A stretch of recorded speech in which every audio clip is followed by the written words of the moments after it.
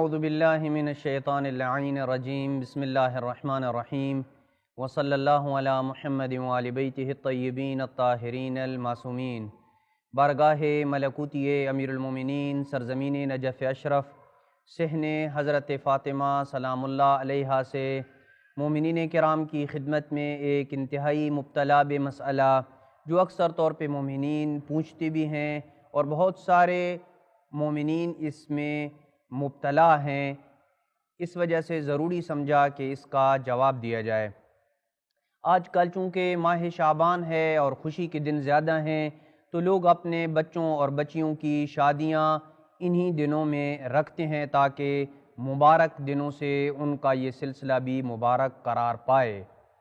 تو شادی کی ان محافل میں خود ساختہ شعر ایجاد کیے جاتے ہیں، پڑھنے والے خود ساختہ شعر پڑھتے ہیں، جیسا کہ ایک منقبت بہت زیادہ معروف ہے جس کا ماحصل یہ ہے کہ امام علی علیہ السلام کی جناب زہرا علیہ السلام سے شادی کے متعلق شاعر اپنا یوں تخیل بیان کرتا ہے، جس میں حضرت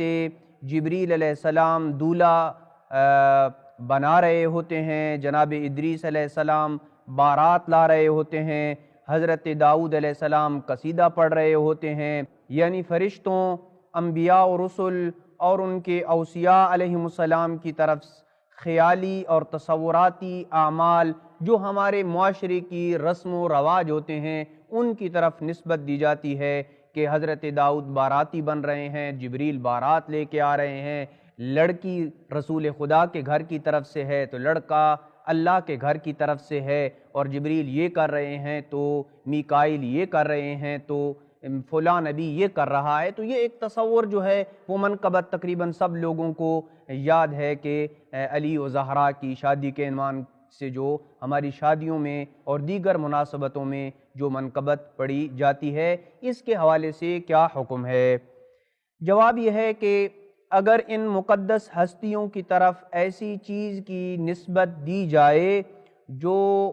مطابق واقع نہ ہو، جو واقع کے مطابق نہیں ہے، یعنی در حقیقت ایسا کوئی کام نہ ہوا ہو کہ فلاں نبی نے بارات لائی ہو، فلاں وصی نے استقبال کیا ہو، فلاں دولہا بن رہا ہو، فلاں دلہن بن رہی ہو، اور یہ جو ہماری معاشرے کی رسم و رواج ہیں ان کو منطبق کیا جائے مقدس ہستیوں کی طرف، اور در حقیقت تاریخ میں یہ واقعات رونما نہ ہوئے ہوں تو ان چیزوں کی نسبت مقدس ہستیوں کی طرف دینا یہ جائز نہیں ہے، چاہے وہ شعر کی صورت میں ہی کیوں نہ ہو۔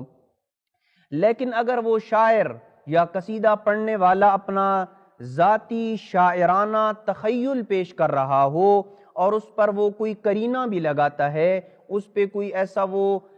نقطہ بیان کر دیتا ہے جس سے پتہ چلتا ہے کہ یہ اس کا اپنا ذاتی تخیل ہے، شاعرانہ تخیل ہے، واقع میں یہ امور انجام نہیں پائے ہیں، یہ اس کا ذاتی شاعرانہ تخیل ہے، تاکہ اس قرینہ لگانے سے لوگوں کو پتہ چل سکے کہ واقع کے مطابق ایسا کوئی عمل نہیں ہوا ہے کہ فلاں نبی بارات لے کے آ رہے تھے اور حضرت جبریل یوں کر رہے تھے، فلاں فرشتہ یہ کر رہا تھا۔ وہ قرینہ لگا کے یہ بتا دیتا ہے کہ بھائی یہ میرا ذاتی خیال ہے، یہ میرا ذاتی تخیل ہے، میرا شعر ہے، واقع کے ساتھ اس کا کوئی تعلق نہیں ہے، حقیقت کے ساتھ اس کا کوئی تعلق نہیں ہے۔ تو اس صورت میں کوئی حرج نہیں ہے، وہ اگر ایسا کوئی قرینہ لگا دیتا ہے اور اس کا یہ ذاتی خیال ہے، اس کا یہ شاعرانہ تخیل ہے، تو پھر ایسی صورت میں ان قصائد کو پڑھنے اور سننے میں کوئی حرج نہیں ہے۔ لیکن اگر مقدس ہستیوں کی طرف ان چیزوں کی نسبت دی جائے کہ یہ واقع میں ایسے ہوا ہے، حضرت داؤد نے یہ کیا تھا، حضرت جبریل نے یہ کیا تھا، فلاں نبی نے یہ کیا تھا، تو پھر ان مقدس ہستیوں کی طرف ان چیزوں کی نسبت دینا جائز نہیں ہوگا۔ وصلی اللہ علی محمد وآل بیتہ الطیبین الطاہرین المعصومین۔